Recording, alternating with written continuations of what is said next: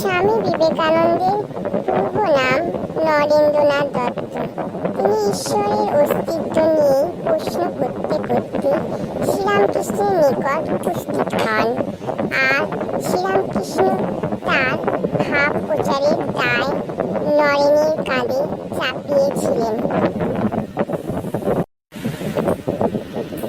1893 খ্রিস্টাব্দে তিনি যান আমেরিকার শিকাগো ধর্ম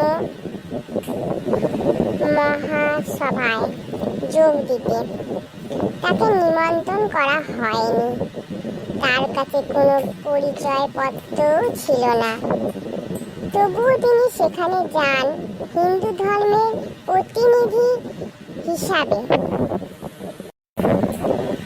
নানা বাধা নিষেধ অতিক্রম করে তিনি ধর্মসভায় নতুন সুরে নতুনভাবে ভাষণ দিয়ে আমেরিকাবাসীর লক্ষ লক্ষ নরনারীর হৃদয় জয় করেন।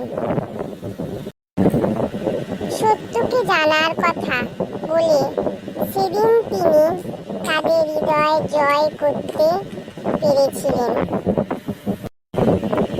আমেরিকার নানা স্থানে স্বামীজি হিন্দু ধর্মের সার তত্ত্ব বেদান্ত প্রচার করে বেড়ালেন। শীঘ্রই তার খ্যাতি ছড়িয়ে পড়ল বিশ্বের সর্বত্র। লন্ডন থেকে তার ডাক এলো। 1895 খ্রিস্টাব্দে আগস্ট মাসে বিবেকানন্দ লন্ডনে এসে কাজ আরম্ভ করলেন।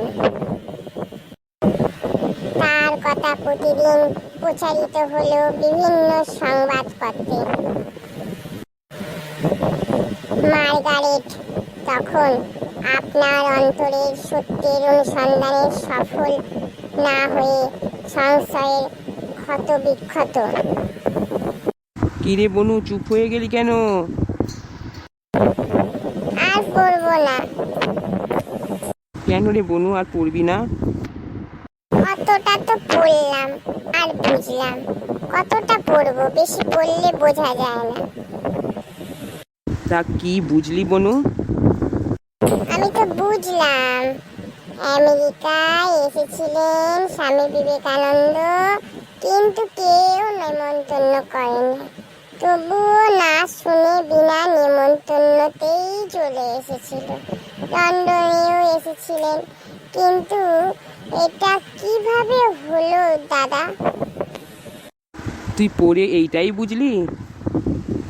হ্যাঁ, আমি তো সেটাই বুঝলাম, কিন্তু দাদা বিনা নিমন্ত্রণতে কি করে আসলো?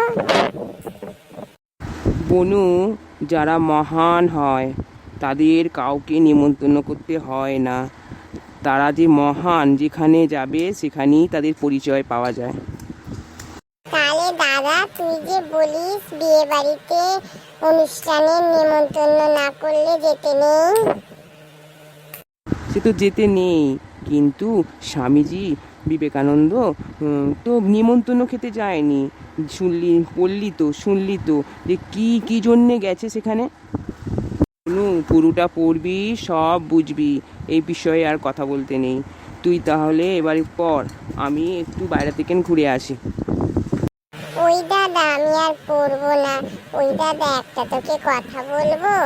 আরে আমাদের স্কুলে একটা আমার বান্ধবী বলছিল, হ্যাঁ, সেই যে পাশের দোকানে জিলাপিটা না খুব সুন্দর ভাজে, আমাকে একটা জিলিপি কিনে নিয়ে আয় না দাদা।